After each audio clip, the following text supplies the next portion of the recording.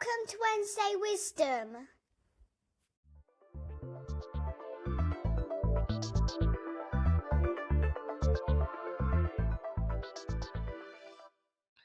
Good morning.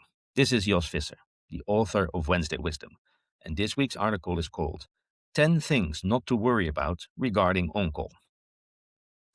Because I am an idiot, I recently volunteered to refactor the on-call situation of my team. It is the kind of organizational thankless task that I gravitate towards because either I think that I need to atone for something I did wrong, or maybe because I feel a pressing urge to take one for the team. But there was an upside. The effort did give me a nice opportunity to ponder the many problems I have experienced over the decades while being on call or setting up on-call rotations. I figured that for this week's edition of this classic article series, I would neatly organize the top 10 things not to worry about when dealing with on-call. The unmistakable number one entry has to be that you should not worry if you feel that you don't know everything there is to know about every service that you're on call for. Nobody ever does, and if that was the bar, nobody would ever qualify to be on call for anything. To ease the minds of my junior colleagues a bit, I typically tell them that the task of the on-call engineer is to pick up the phone, give it their best shot, and then escalate to somebody else, who will then rinse and repeat that exact same procedure. I've been on call for many things that I don't know jacks from sheets about, and I'm still alive. At number 2, we have the number one complaint from people being on call, which is that the documentation sucks. Yes, it does. And don't worry about it, because that is always the case and will always be the case, and there's literally nothing you're going to do about it. All documentation, including the run books, are always bad, missing, incomplete, wrong, outdated, or just plain fantasy. No amount of effort you are going to spend will change that. Instead of expecting documentation, you might want to learn how to target your AI programming tool of choice at the source code of the offending system and let it tell you what's going on and what you should be doing. Personally, I like writing documentation, and I like to think that my documentation is in a decent state, but it never survives first contact with one of my colleagues, because it turns out that apparently not everyone has the CDR tools installed, and at least one of my runbooks assumes that. Coming in hot at number 3 is the fact that there's no perfect on-call schedule, and neither is there a great scheduling tool.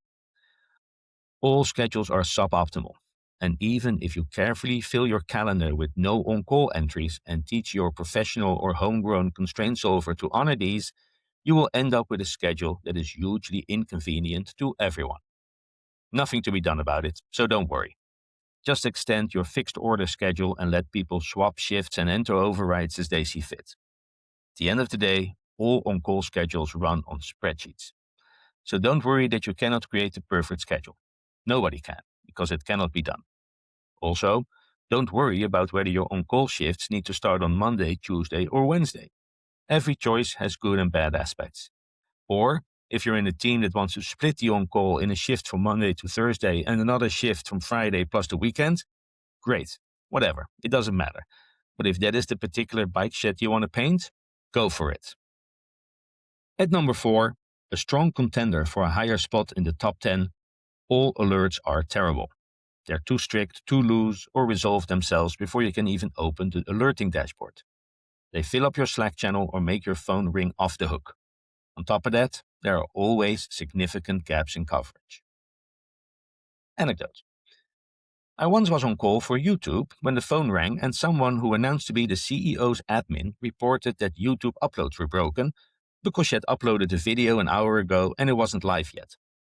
Surely, we thought, if uploads are broken, our pages would be ringing off the hook. But because this was Eric Schmid's admin, we thought we'd take a look. The dashboard showing the number of files uploaded per minute showed a healthy number. The dashboard containing the number of transcoding errors showed an equally healthy 0. One problem though. The graph of the number of transcodes started also showed 0. Turned out there was a problem with the job that moved files from the upload bucket to the transcoder bucket, and there was no alert on that value reaching 0. While we're at it, another anecdote. In one team I was on, we did have an alert for 0. In this case, for the number of recently committed change lists that were merged into the production branch. One fine Boxing Day, my pager rang. because the merge bot had not merged a single change from the trunk into the production branch for the last 24 hours. After careful investigation, it turned out that this was because exactly 0 change lists had been merged into the trunk in the last 24 hours, on account of it being Christmas. Apparently, this had never happened before. Writing good alerts is as difficult as writing good software.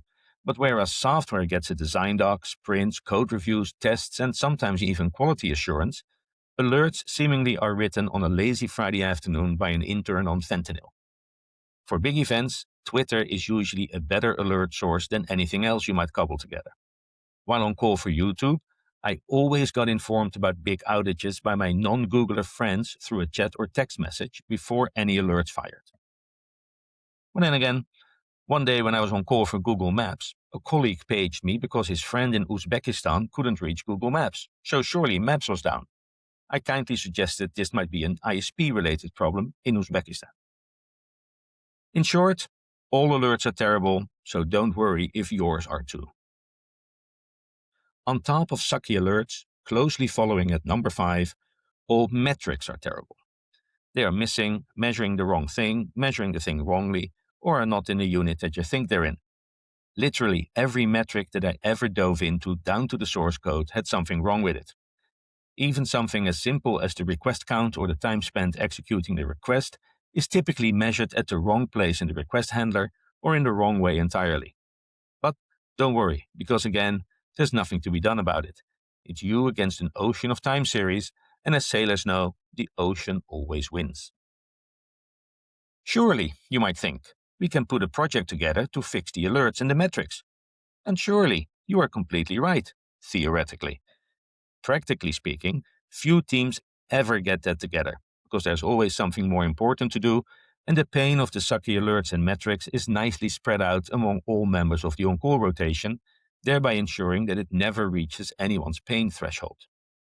There once was this one service at some employer for which I was the sole on-call 24/7, 52 weeks per year, and believe me, those alerts were tuned to never fire unless all hell had broken loose.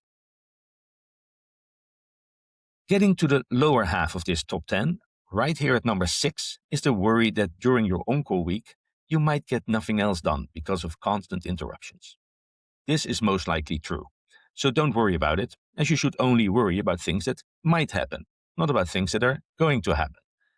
But it's okay though.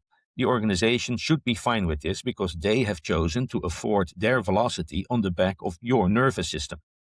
Now, to be honest, in the best on-call rotations I've been in, I spend at most 20% of my time on on-call tasks, but these are the exceptions, not the norm. When your on-call load is unreasonably low, that is more often than not caused by the fact that the subject matter experts are silently picking up a lot of the operational work around their services, instead of letting it fall to you. So nice of them. Getting to number 7. Let go of your worry and fear that you will look stupid during an incident. Incidents are not IQ contests. They are debugging problems. Ask the obvious questions. Verify the assumptions. As the on-call engineer, I expect you to perform an honest debugging effort, from first principles if need be. Pages represent a software reliability problem, not a moral defect in the unlucky person holding the pager. As the holder of that pager, you are the first witness to the things your colleagues did wrong. It is not your fault, unless it is, of course. Reaching the nether regions at number 8.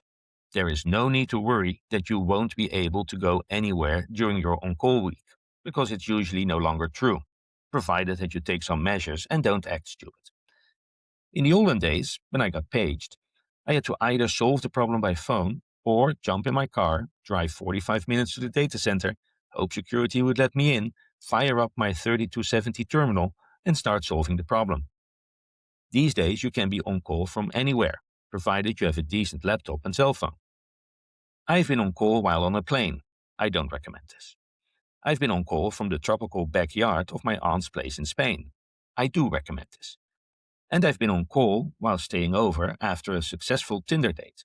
I highly recommend this because unlimited brownie points if you get paged during the night and you are rescuing a well-known internet service from your date's kitchen table. I'm obviously not speaking from experience. If you want to go to the cinema, No problem, but be prepared to step out, which would suck, but hasn't happened to me thus far. I wouldn't necessarily go to a rave, because conditions there might preclude me from hearing or feeling the pager, but I guess it can be done if done right. Almost at the bottom, at number 9, we find this common worry. I will look dumb if I ask for help. No, you don't. Escalating is not a weakness. It is part of doing the job responsibly. Good teams want you to do that. And here's the proof.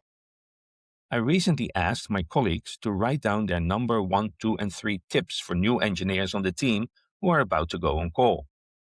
More than half of them wrote things like, "You are not alone," or "Ask for help." Every seasoned on-call engineer who is also a normal human being remembers what it was like when they were first on call. No seasoned on-call engineer emerged from the womb knowing the dashboards, the failure modes, the service dependencies, and the bizarre historical reasons why this one restart script lives in some forgotten directory. Everyone who is good at on-call was bad at it once. They learned by doing it and asking for help, which is exactly what you should do. Then finally, at number 10, not a worry, but just some plain old advice. On-call teaches judgment faster than almost anything else. It might be uncomfortable at first, but it is one of the quickest ways to learn how systems really behave and which assumptions are fake. The pager is a harsh teacher, but a very effective one.